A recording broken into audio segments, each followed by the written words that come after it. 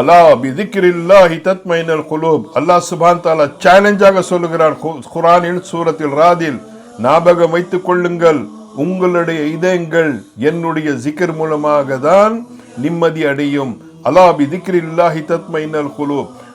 ஜிக்ர் மூலமாக, இந்த ஜிக்ர் மூலமாக அல்லாஹ் சுப்ஹானஹு வ தஆலாவிடம் கேளுங்கள். இன்ஷா அல்லாஹ் எல்லா விஷயங்களையும் அல்லாஹ் சுப்ஹானஹு வ தஆலா செய்யறதுக்கு இருக்கிறான். ஆனால் நாங்கள் அல்லாஹ்வை நாடும் விதத்தில் நாடுவதில்லை. இமாம் அஹமத் பின் ஹம்பல் ஒரு முறை இரவு பள்ளிவாசல்ல போய் இஷா தொழுகை முடிஞ்ச பிறகு அவர் உணவுக்காக வெளியே போகிறார்.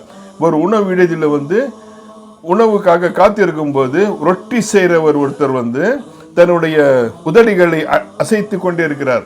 அப்போ ஹசரத் கேட்கிறார், என்னப்பா ஜிக்கிர் செய்றியா? ஆமா ஹசரத், நான் தான் ஜிக்கிர் செய்கிறேன். அப்போ என்ன உனக்கு ஜிக்கிர் மூலமா எல்லாமே கிடைச்சிடுச்சா? அல்ஹம்துலில்லாஹ் ஹசரத், எனக்கு எல்லாமே கிடைச்சிடுச்சு. ஆனா ஒரே ஒன்று தான் எனக்கு குறை இருக்கு. அதுக்கு தான் நான் ஜிக்கிர் கேட்டுட்டு இருக்கிறேன். ஜிக்கிர் செஞ்சுட்டு அல்லாஹ் கிட்ட துவா கேட்டுட்டு இருக்கிறேன். அது என்னப்பா உன்னுடைய ஆசை, எனக்கு சொல்லுவியான்னா, இல்ல ஹசரத், இந்த நாட்டில் ஒரு பெரிய இமாம் ஒருத்தர் வந்திருக்கிறார், அஹமத் பின் ஹம்பல் நீ சொல்லி, அவர் பார்க்கணும்னு சொல்லி எனக்கு ரொம்ப ஆசையா இருக்கு, சந்திக்கணும்னு ரொம்ப ஆசையா இருக்கு. ஆனா இது வரைக்கும் அந்த வாய்ப்பே எனக்கு வரல.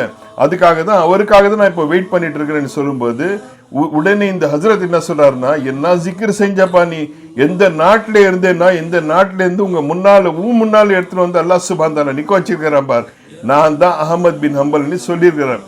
ஜிக்கிரோட மகிமை இது. எது நீங்க கேட்டாலும் அல்ஹம்துலில்லாஹ் ஜிக்கிர் மூலமா கேளுங்க. குர்ஆன் ஓதுறதும் ஒரு ஜிக்கிர் தான். அல்ஹம்துலில்லாஹ்.